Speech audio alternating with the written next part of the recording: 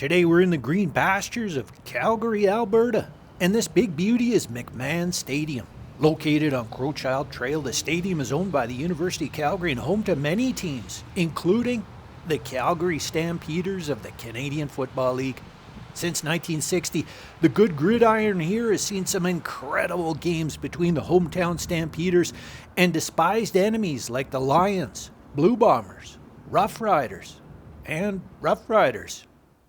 Over the years, 35,000 fans have packed McMahon to watch Stampeder greats like Wayne Thumper Harris, Doug Flutie, Joe Kapp, and Alan Pitts. And lots of players have had successful careers after football, especially one in particular. I'm talking about the one and only Dwayne Johnson. Born in 1972 and known by his nickname The Rock, Dwayne Johnson was a very successful professional wrestler, and he is now one of the biggest movie stars in the world. He starred in blockbusters like Scorpion King, Jumanji, and the Fast and Furious series. His films have grossed over $10 billion worldwide.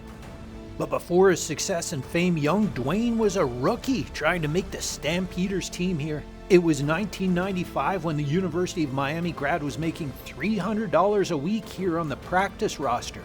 He was trying to find a place in the CFL's best defensive line.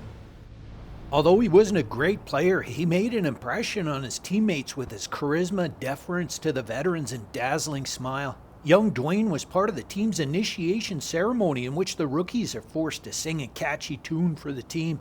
Dwayne performed a Samoan war dance, and it was a big hit.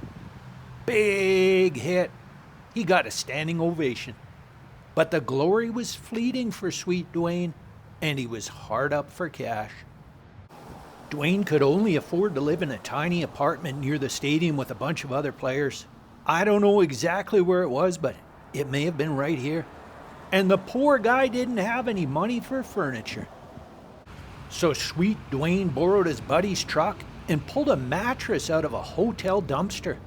This hotel is across the street from the stadium. Let's go around back, see if we can find that dumpster. No, looks like it's squeaky clean back here. No dumpsters, so it must have been a different hotel. But that's okay, because we've got one more place to go. Young Dwayne was starving. Most nights all he had to eat was a can of SpaghettiOs. So he was especially grateful for any other good grub he could find, like the hearty goodness here at Nick's, across the street from the stadium. Nick's has been serving up great family recipes since 1979, and in that time the restaurant has donated tasty goodness to hungry football players. Nick has been a huge supporter of the Stampeders over the years. His son Mark is in charge these days. Let's head inside and see if Mark remembers young Dwayne. Hey, I'm Mark Petros, son of Nick and the owner of Nick's Steakhouse and Pizza. This is our 43rd year of operations. And has Nick's ever won any awards? Oh, many awards for our steak and our pizza.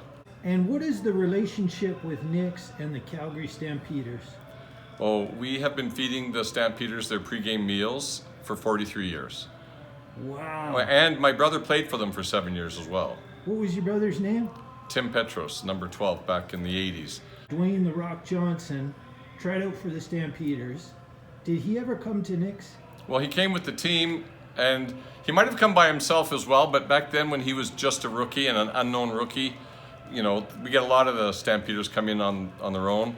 And if he was Dwayne "The Rock" Johnson of today, where Nick's Steakhouse are his biggest fans, believe me. In fact, he was in town or going up to Canmore maybe a year ago, or and we had a big reception. We were ready for him to come to Nick's. We thought he was going to stop by. I mean, we hadn't reached out to him, but we were hoping he was coming by, and he didn't come by, darn it. So next time, Dwayne, whenever you're in town, stop by. We're ready for you. Good call.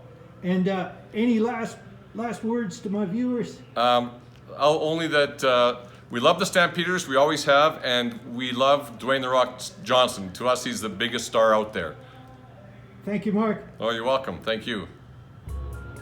Nick's has a wall of fame here with pictures of some familiar faces I've covered in recent vlogs, like the Property Brothers, Tom Forzani, and Bret Hart, the Hitman. Nick was best buddies with Sugarfoot, and if you visit Calgary, I highly recommend coming here to see Nick. He's 86 now, and he has some incredible stories to tell. Thank you for your hospitality, Nick. It was an honor to meet you, my friend. We'll wrap things up here at the Glenmore Reservoir, where young Dwayne would have come with a borrowed truck to go fishing. After a few months in Calgary, Dwayne was cut from the team and he hit rock bottom. With only $7 in his pocket, he couldn't even afford a taxi to the airport. Now he's a huge movie star with his own production company named, you guessed it, $7. A reminder, perhaps, that he's been able to conquer the world, but he couldn't crack that Stampeders D-line. Tough sons of guns. Thank you for watching this little taste of old Calgary as she once was. Please tap that good subscribe button one time. My thanks to Bev Sugarman for makeup and Jewel Hailmare for wardrobe. I'm Jean-Claude Vancouver, and until next time, be good to the other. You know what most football players say when they leave town. Catch you later.